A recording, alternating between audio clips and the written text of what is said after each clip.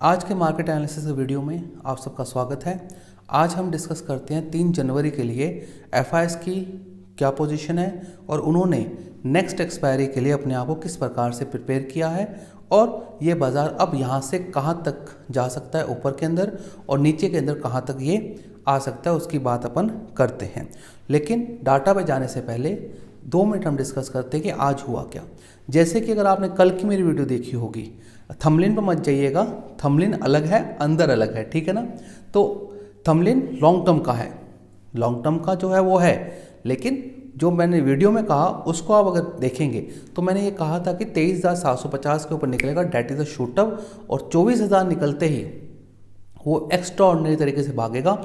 अगर किसी ने 24,000 के ऊपर भी लॉन्ग किया था तो भी 200 पॉइंट कैप्चर हुए हैं। तो आज का दिन एक्चुअली के अंदर डाटा पॉइंट से एकदम सही था और मेरा अंदाज़ा अगर आप 2 दिन से तेज़ी का ही था। इसके पीछे सिंपल थी कि कॉल लॉन्ग कर रहे थे वो, साथ में इंडेक्स पर बहुत ज़्यादा शॉर्ट थे।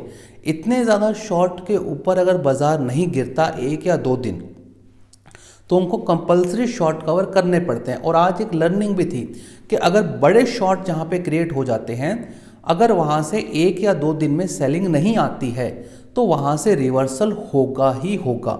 और एक चीज़ ध्यान रखिएगा, ये दूसरी बार 23,500 से घूमा है, तो अब ये रखना है कि 23,500 के नीचे नहीं जाना चाहिए बाज़ार, और 24,000 के नीचे तो एक बार स्लिप नहीं होना चाहिए।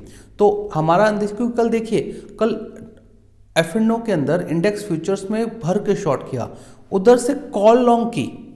मतलब कल किया क्या था, इन्होंने इंडेक्स फ्यूचर्स को शॉर्ट किया, कॉल को लॉन्ग किया, पुट को अनवाइंड किया, पुट राइटिंग को अनवाइंड कर लिया। तो कल एक ये चीज़ थी कि अगर शॉर्ट कवरिंग आनी थी तो बहुत तेज आई और आई भी, मतलब कि हर लेवल के ऊपर शॉर्ट कवरिंग बनती गई। मतलब 24,200 के राइटर को भी एक टाइम पर बाहर कर दिया गया। तो बहुत बढ़िया दिन ऑप्शन बायर के लिए आज का दिन बहुत अच्छा था और पैसे बनाने वाला दिन था आज का, क्योंकि एक लेवल कटने के बाद एकदम डायरेक्शनल तेजी हुई जिसको कोई नहीं रोक पाया और बहुत बढ़िया ट्रेंड रहा। अब हम बात करते हैं कि अब आने वाले समय में नेक्स्ट एक्सपायरी में कैसा रह सकता है। सबसे पहले कैश का डाटा, और इसी के अंदर हम डिस्कस करेंगे जो कमेंट्स के अंदर स्टॉक्स की बात की गई थी उनके बारे में मैं अपनी राय दूंगा, जो मेरी पर्सनल राय होंगी। मैं आपको कोई इन्फ्लुएंस नहीं कर रहा हूँ, आपने फाइनेंशियल एडवाइजर से आप पूछ पड़ोस से डिस्कशन कर सकते हैं, लेकिन मैंने एनालिसिस किया है तो मैं उसका आपको रिवर्ट दे रहा हूँ। अगर आपको पसंद आए तो लाइक, शेयर एंड सब्सक्राइब जरूर कीजिएगा। लेकिन उससे पहले अपन बात कर लेते हैं एफआईएस कैश का डाटा। 1506 करोड़ की बाइंग, इतनी तेजी हुई है तो बाइंग होनी थी, लेकिन मुझे थोड़ी ज़्यादा की उम्मीद थी, लेकिन चलो कोई बात नहीं। 1506 करोड़ की 2% अगर इंडेक्स तेज हुआ है तो सेलिंग ज़्यादा होती है, लेकिन बाइंग थोड़ी कम हुई है तो भी तेज हो गया, बढ़िया है। 1506 करोड़ बहुत दिनों के बाद में ये डाटा कैश का पॉजिटिव आया है। डीआईएस ने भी 22 करोड़ का माल खरीदा है, पहली चीज़ तो। अब आते हैं तो एफआईएस का कैश का डाटा तो क्या है, पॉजिटिव बना हुआ है। अब हम बात करते हैं आपका लॉन्ग इंडेक्स फ्यूचर्स का। 21,386 कॉन्ट्रैक्ट लॉन्ग किए। अब ये कॉन्ट्रैक्ट लॉन्ग के आपको ध्यान रखना है किस लेवल पर लॉन्ग हुए हैं। ये लेवल हुआ है 23,900 से 24,000 के दरमियान, और जिसको आगे पुश कर दिया गया, और शॉर्ट कवर हो गए 10,464, इन्होंने शॉर्ट काट लिए। अब जो हमारा लॉन्ग टू शॉर्ट रेशो जो कल का हमारा जो लॉन्ग टू शॉर्ट रेशो था वो अब कितना हो गया हमारा, अब वो घटकर कितना रह गया, 2,02,000। मतलब जो 2,31,000 के आसपास थे हम, वो घटकर कितना हो गया, 2,02,000 के आसपास हो गया लॉन्ग टू शॉर्ट रेशो। तो इस चीज़ का ध्यान रखना है कि थोड़ा घटा है। अभी कितना घट सकता है, करीबन 1.5 लाख तक आ सकता है ये फर्स्ट पॉइंट पर, तो अगर तेज़ी कंटिन्यू रहती है तो। लेकिन अगर तेज़ी कहीं फेल हुई तो ये छोड़ेंगे भी नहीं, इस बात को थोड़ा ध्यान रखें। आगे मैं ब्रीफिंग में बात करूंगा। तो 2,02,346 कॉन्ट्रैक्ट इनके क्या है, अब नेट शॉर्ट के हैं, ठीक है। इस चीज़ का थोड़ा सा ध्यान रखिएगा आप लोग। इंडेक्स स्टॉक फ्यूचर्स के अंदर 1,35,533 कॉन्ट्रैक्ट लॉन्ग किए और 35,000 कॉन्ट्रैक्ट शॉर्ट भी काट लिए। जो स्टॉक फ्यूचर्स में जो रिलायंस इन्फोसिस में तेजी हुई है और बजाज के अंदर तेजी हुई है, उस वजह से ये हुआ है। तो अगर मैं इस डाटा को समराइज़ करूं, डाटा पॉजिटिव है। देखिए नो डाउट डाटा पॉजिटिव है, तेजी आएगी, ठीक है, तेजी हो सकती है, लेकिन इसमें एक चीज़ ध्यान रखना है कि इतने शॉर्ट है तो ये जाने नहीं देंगे। अब यहाँ से ऊपर का दायरा कितना, पहला दायरा हमारा 24,500 आता है, स्टॉप लॉस हमारा क्या रहना चाहिए 24,000 का। अगर किसी भी तरीके से और कोई ज़्यादा ही कंजर्वेटिव है तो 24,100 का स्टॉप लॉस रख सकता है। अगर बाजार घूमता है और 24,100 के नीचे स्लिप होता है तो उसको अपने लॉन्ग की पोजीशन से, डिसिप्लिन यही बोलता है, निकल जाना चाहिए। और किसी को अपने शॉर्ट्स बनाने हैं तो अगेन 24,000 के नीचे ही शॉर्ट डिप्लॉय कीजिएगा, उससे पहले शॉर्ट डिप्लॉय करने का कोई सेंस नहीं बनता। एक बात समझिए, आप लेवल के साथ ट्रेड करेंगे तो आपका नुकसान कम होगा और आपको एक क्लियर डायरेक्शन मिलेगी कि मेरी डायरेक्शन सीधी है, मतलब मेरे को ये होगा तो ऐसे करना है, ये करना है तो ऐसे करना है। बिना मतलब हवा में तीर मारने से कोई मतलब नहीं है, मतलब धूल में लठ मारे की को नहीं होगा नहीं। आप अगर धूल में लठ मारोगे तो कोई मतलब नहीं है। तो लेवल क्या रहेंगे, अगर कोई एकदम एग्रेसिव ट्रेडर है तो उसको 24,100 के नीचे शॉर्ट बना लेने चाहिए, और थोड़ा सा कंजर्वेटिव है और डिसिप्लिन वाले ट्रेडर हैं उनको 24,000 के नीचे ही शॉर्ट बनाने चाहिए, और ऊपर में अभी 24,500 के आसपास है। और नेक्स्ट शॉर्ट अगर किसी को ऊपर की रैली में बनाने हैं तो जब तक इनका नेट शॉर्ट का आंकड़ा 1.5 लाख नहीं आता है तो तब नहीं बनाने चाहिए ऊपर की तरफ, क्योंकि जैसे ही बाजार ऊपर बढ़ेगा तो नेट शॉर्ट कम भी होंगे। ये बहुत अर्ली है क्योंकि अभी एक्सपायरी, पूरी महीने की एक्सपायरी पड़ी है, तो आप एक ट्रेंड डिसाइड मत कीजिए, हो सकता है एक दिन में घूम जाए।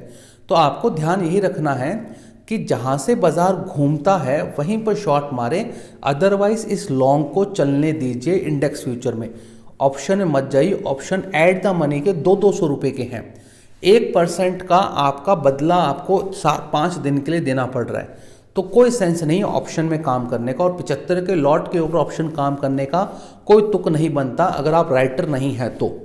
If you are writer then it's a market for you, otherwise buyer को इसमें काम नहीं करना चाहिए, क्योंकि 1% का बदला देना पड़ता है। 5 दिन का 1% का बदले का कोई तंत्र नहीं है, क्योंकि इंडेक्स फ्यूचर में 1 महीने का बदला चल रहा है 150 पॉइंट का। तो बदले का मतलब हो गया, बदले का मतलब होता है प्रीमियम। तो एट द मनी के ऊपर आपको 180, 90, 200 पॉइंट का प्रीमियम देना पड़ रहा है, तो कोई लॉजिकल तो नहीं है। आप आर्ग्यू कर लीजिए इतना बढ़ सकता है, इतना घट सकता है, पैसा नहीं बन सकता, क्योंकि पैसा तभी बनता है जब ऑप्शन सस्ते हों और उनको महंगे में 2, 3, 4, 5, 6 टाइम्स से हम बेचें, और वो तभी होगा जब आप रिवर्सल ट्रेड पकड़ेंगे। रिवर्सल ट्रेड पकड़ेंगे तभी होगा, अदरवाइज पैसा बनना ऑप्शन बाइंग के अंदर इतने महंगे प्रीमियम पर मुश्किल है। और आज जो तेजी आई उसको एक कंपनसेट किया ये 75 के लॉट साइज ने भी, क्योंकि 75 का लॉट साइज होने से हुआ क्या कि मल्टीपल ऑफ 3 के अंदर बढ़ने लग गया, कि जिसको भी कवर करना है, जिसको भी बनानी है पोजीशन, उसको ज़बरदस्ती 3 के मल्टीपल में बनाने पड़ेंगे, जो छोटे लोग हैं, रिटेल वाले हैं। तो समस्या वहाँ पे हो गई, जिन्होंने 1 लॉट बेचा, 2 लॉट बेचा था, ये समस्या हो गई थी। तो तेजी तो हुई है, तेजी कहाँ तक का लेवल है, शॉर्ट अभी नहीं करना, शॉर्ट नहीं करना, शॉर्ट लेवल कटने के बाद ही करना, नहीं तो ट्रैप हो जाएंगे। जा रहा है ऊपर, जाने दो उसको, ऊपर जा रहा है जाने दो, छेड़ना नहीं है। छेड़ना, अगर ये घूमे अपनी नाड़ मोड़ देना, ये कि यहाँ हाई लगाया, हाई ऊपर का 15 मिनट की कैंडल में नहीं कट रहा, नीचे आ रहा है, तब शॉर्ट कीजिए। या फिर एक दिन का लो काट रहा है, मतलब कि या मान लीजिएगा 24,000 का लेवल इसने क्रॉस किया, 24,000 काटे वापस, तब तो देखो शॉर्ट करने मतलब है, अदरवाइज शॉर्ट मत कीजिए बाजार को। बाजार बढ़ेगा क्योंकि इतनी नेट शॉर्ट पोजीशंस हैं, तेजी आएगी क्योंकि उसको कवर करवानी पड़ेगी। क्योंकि देखिए इनको नई मंदी लेके आनी है तो इनको नए शॉर्ट भी बनाने पड़ेंगे, और इनको नई मंदी, इनको ऊपर जाने, क्योंकि देखो लॉन्ग को पैसा खुआना पड़ता है, लॉन्ग में लोगों का पैसा बनेगा तभी लॉन्ग एग्रेसिव होंगे, तब वो शॉर्ट मारेंगे वापस से। तो ये एक साइकोलॉजी ऑफ द मार्केट है जिसके मैं वीडियो से बात करता भी हूँ। अगर आप नए हैं चैनल पे तो मैंने फंडामेंटल जर्नी की 15 दिन का जर्नी कोर्स स्टार्ट किया है, आप वो देखिए, आपको कुछ चीज़ें समझ में आएंगी। और उसके बाद में हम टेक्निकल्स पर भी एक 30 दिन की जर्नी स्टार्ट करेंगे। देर आफ्टर उसी दौरान मैं ऑप्शन का भी सोच रहा हूँ, ऑप्शन के अंदर और कुछ इलियट्स के ऊपर भी, इलियट्स के ऊपर भी काम करने का आपको सिखाने की कोशिश मैं करूँगा। तो इस वक्त कोई चार्ज नहीं है, कोई कुछ नहीं है, आप देखिए, आपको पसंद आएगा और आपको समझ में आएगा। ये पेड जितने कोर्सेज हैं उन सब का बाप निकलेगा, मैं आपको बोल रहा हूँ। जो मेरी फंडामेंटल कोर्स की जर्नी है, अगर आप 15 दिन की जर्नी अगर आप कर लेंगे तो आपको लमसम फंडामेंटल्स का अंदाज़ा हो जाएगा। टेक्निकल्स की 30 दिन की जर्नी स्टार्ट करूंगा, उसके अंदर भी आपको टेक्निकल्स में जितने आप पेड कोर्सेज में 7-8 10 हज़ार दोगे उससे अच्छा सिखाऊंगा।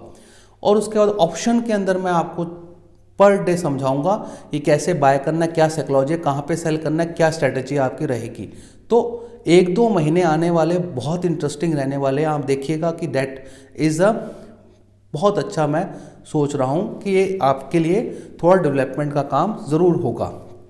3 महीने बाद खुद को आप देखेंगे, you become a different person from the now. आप चीज़ों को समझना चालू कर देंगे और जो मेरे से स्टार्टिंग से जुड़े हुए हैं उनको कुछ चीज़ें थोड़ी समझ में अब आने स्टार्ट हो गई, एक दिन में नहीं आती। तो तेज़ी समराइज कर देता हूँ। बाज़ार में तेज़ी है, शॉर्ट नहीं करना।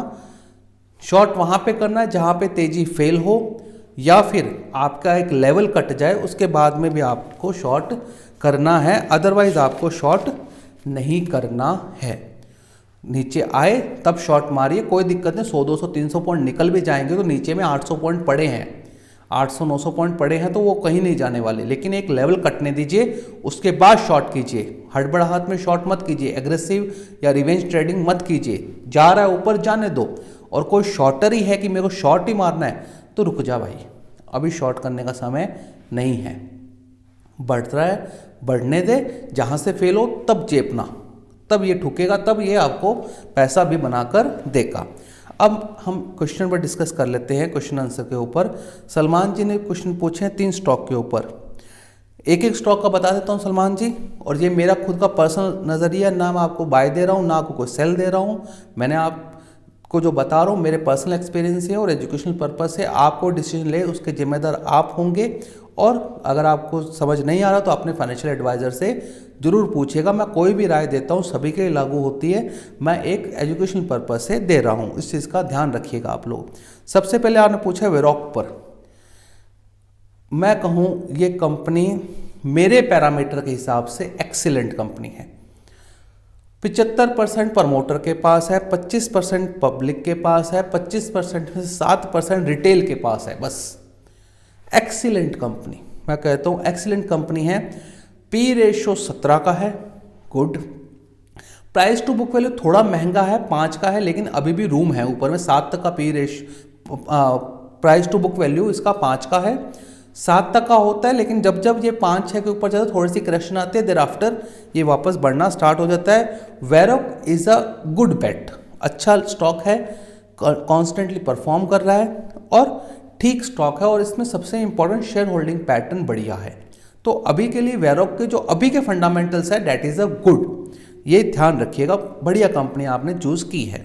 और इसका अगर आप 1.5 साल का 2 साल का चार्ट देंगे तो पैसा बना भी है। 236 से करीबन ये 650 के आसपास आया, तो date is becomes a multibagger for 2-2.5 गुना हो गया है। तो date is a good company, तो वेरोक में आप ध्यान रख सकते हैं। उसके बाद आपने पूछा किस कॉर्पोरेशन पर। अब ये इसमें क्या है प्रॉब्लम, थोड़ा सा मुश्किल है, लेकिन कंपनी ठीक है, बट मार्जिन्स थोड़े से इसके फ्लैटर है। 2.5-3% के मार्जिन पर ये कंपनी काम करती है। प्राइस टू अर्निंग रेशियो 28 का है, पब्लिक होल्ड के पास 15% होल्डिंग है। अब मेरे को समझ में थोड़ा कम आता है मेरे पर्सनल राय में, अगर पब्लिक के पास 15% होल्डिंग है रिटेल के पास में, डेट इज़ समथिंग, ये माल चिपकाने वाली सी सिचुएशन है। और इसमें देख लीजिए पैसा नहीं बना, जैसे ऊपर जाता है सेलिंग आ जाती है, क्योंकि पब्लिक के पास जितना ज़्यादा शेयर होगा स्टॉक पर उतना प्रेशर ज़्यादा होगा। मैं पब्लिक के ना रिटेल वालों की बात कर रहा हूँ, मेरे जैसे छोटे लोगों की। तो वो जैसे ऊपर जाएगा वो बेचने को आ जाएंगे। और प्राइस टू अर्निंग भी इसका 28 का है। प्राइस टू बुक वैल्यू ठीक है, लेकिन 28 के पी मल्टीपल के ऊपर 15% पब्लिक के पास होना दैट इज़ थोड़ा सा मुश्किल वाला खेल है। बाकी इस स्टॉक के अंदर, क्योंकि आप स्टॉक का चार्ट भी देखेंगे तो ये ऊपर जाता है वापस नीचे आ जाता है। ओएल के अंदर भी सेम गणित है, 34 के पी मल्टीपल के ऊपर है, मार्जिन्स के पास है नहीं, और पब्लिक के पास 20% है। और ये इसका एक्चुअली बिजनेस मॉडल अगर आप देखिए ओएल का बिजनेस थोड़ा सा क्या है कि ये थोड़ा रिच बिजनेस मॉडल है। मतलब ये एक्चुअली में जो सेल करते हैं वो एक्चुअली रिच लोगों को करते हैं। मतलब फ्रेग्रेंस के अंदर, अगरबत्ती के अंदर। अब ये इतना महंगा प्रोडक्ट एक्चुअली नहीं बेच पा रहा अपना प्रोडक्ट, तो इसमें थोड़ा सा मार्जिन कम्पीट करना थोड़ा सा मुश्किल लगता है मेरे को। हो सकता है समय के दौरान ये थोड़ा चीज़ चेंज हो जाए, ये थोड़ी सी अपनी रेंज को बढ़ाएं, प्रोडक्ट्स को बढ़ाएं और थोड़ी सी इनकी प्रोडक्ट की प्राइसिंग थोड़ी सी कम करें, जो लोगों को, मास पब्लिक को आ सकता है। लेकिन that is the future plan of the company. अभी के लिए महंगा स्टॉक है और स्टॉक परफॉर्म भी नहीं किया, ऊपर जाता नीचे आ जाता, ऊपर जाता नीचे आ जाता है। तो 3 स्टॉक में से आपका वेरोक्स is a excellent candidate. Quess और कॉप के अंदर आप अपने हिसाब से सोच सकते हैं कि हमें करना क्या है। पैसा बनना इन दो कंपनी थोड़ा सा मुश्किल लगता है इतने हाई पी मल्टीपल्स के ऊपर। और ओएल का तो 20% पब्लिक के पास है, रिटेल के पास है, तो मुझे चांस कम लगता है ओएल के अंदर पैसा लॉन्ग टर्म में बनने का। बन सकता है लेकिन अभी मुश्किल है। तो सलमान जी, आपके क्वेश्चन मेरे हिसाब से आंसर हो गए होंगे, आप अपने हिसाब से इन पर डिसीजन ले सकते हैं। नोमैन जी ने पूछा है 2 सवाल 2 स्टॉक के ऊपर, सिप्ला और डॉक्टर रेड्डी। मैं आपको चीज़ बताऊँ नोमैन जी, सिप्ला और डॉक्टर रेड्डी के ऊपर सवाल आप किसी से मत पूछिए। ये एक जाइंट है, ये एक एफडीज है, ये चलती रहेंगी। अगर समझिए, अगर सिप्ला और डॉक्टर रेड्डी अगर डूबेंगे तो बचेगा क्या? तो ये सवाल, ये तो एफडी है आपकी, आपको तो कभी कभी तो हो जाएंगे आपके पैसे डबल 3 साल के अंदर, कभी पैसे डबल हो जाएंगे 5 साल के अंदर, तो और कभी आपका 5-6 साल तक ये स्टॉक उसी दरमियान घूमते रहेंगे। तो और नीचे में ये एक्चुअली में कोई लेवल तोड़े तो एक बाइंग अपॉर्चुनिटी इनमें देखी जाती है। Cipla doctor Reddy is the FDs for the investors. मैं तो ये कहता हूँ Cipla and doctor Reddy are the giants and they like a FD for the in retail investors. किसी को कोई रिस्क नहीं लेना है तो आप इनमें डाल दीजिए भाव, देर सवेर इनमें। कोई कहे भाव किस में आते हैं, इनमें आते हैं, इन स्टॉक्स में। कोई they are giants. Wealth creation होगा बट धीरे होगा। मतलब आप मान सकते हैं कि आपका 5 साल में पैसा डबल, अभी थोड़ा जल्दी हो गया ठीक है, लेकिन ये मान सकते हैं कि आपको सालाना 12-15% का रिटर्न इसमें जनरेट हो जाएगा, प्लस डिविडेंड इनकम के साथ में। तो और मुझे लगता है कि आपके सवाल हो गए होंगे, और भी जो सवाल थे वो मैं एक वीडियो में लेने की कोशिश करूँगा। और आपका कोई सवाल हो किसी स्टॉक को लेकर या कुछ भी, और मैं कोई भी राय दे रहा हूँ आपको, ये मेरी पर्सनल राय है, आप अपने फाइनेंशियल एडवाइज़र से ज़रूर पूछिएगा। और दूसरी बात, अगर आपको पसंद आया है तो लाइक, शेयर एंड सब्सक्राइब जरूर कीजिएगा। Thank you for watching.